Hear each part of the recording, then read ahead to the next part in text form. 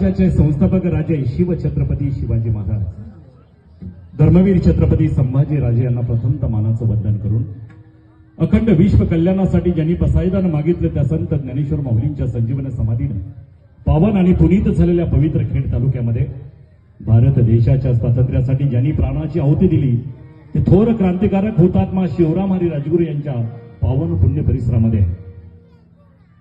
आजचा हा 7 दिवसाचा आणि 8व्या दिवसाचं कालाचं कीर्तन, अर्थातच श्रीराम कथा आणि त्याचं आयोजन खऱ्या अर्थानं आपल्या आई वडिलांच्या पुण्यस्मरणाच्या निमित्ताने 4थ्या पुण्यस्मरणासाठी आजच्या कार्यक्रमाचे आणि एकूणच 7 दिवसाच्या या सप्ताहाचे आणि एकूण ज्ञानयज्ञ सोहळ्याच्या कथेच्या सांगता कार्यक्रमाचा आजचा हा 8वा दिवस आणि 8व्या दिवशी या ठिकाणी खऱ्या अर्थानं काल्याचं महाकीर्तन संपन्न होत असताना त्यांच्या माध्यमातून आपण ज्ञान यज्ञ 7 दिवसाचा ऐकला नव्हे तर श्रवण केला.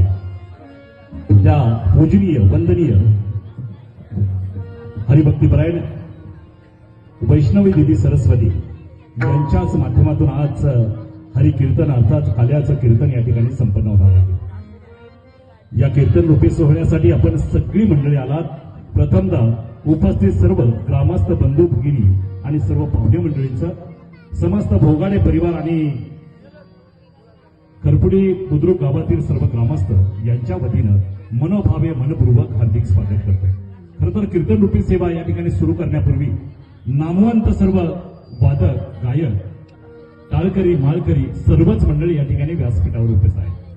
मी त्यांचं देखील आदरपूर्वक अतिशय मनापासून ग्रामस्थांच्या वतीनं आणि आजचे यजमान कृषी उत्पन्न बाजार समितीचे संचालक जयसिंग शेठ फोगाडे यांच्या वतीनं आलेल्या सर्वांचं स्वागत करून मी सर्व वादक, गायक आणि सर्वच सहकाऱ्यांना विनंती करतो आपल्या सेवेला सुरुवात करावी. धन्यवाद.